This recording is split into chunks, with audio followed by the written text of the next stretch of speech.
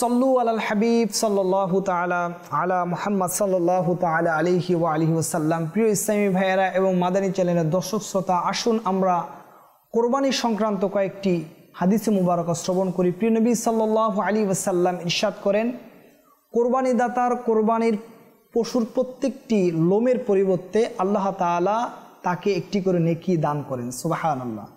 এবং প্রিয় নবী সাল্লাল্লাহু আলাইহি ওয়াসাল্লামের ফরমান হলো যে কোরবানি দাতার কোরবানির পশু তার জন্য জাহান্নামের আগুন থেকে রক্ষাকারী হবে। সুবহানাল্লাহ।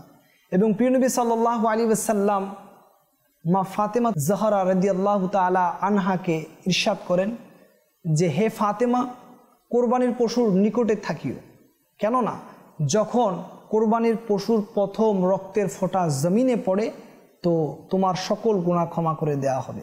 সুবহানাল্লাহ। প্রিয় নবী সাল্লাল্লাহু আলাইহি ওয়াসাল্লাম আরও ইরশাদ করেন যে ব্যক্তির সামর্থ্য থাকা সত্ত্বেও কোরবানি করে না, সে যেন আমাদের ঈদগাহে না আসে।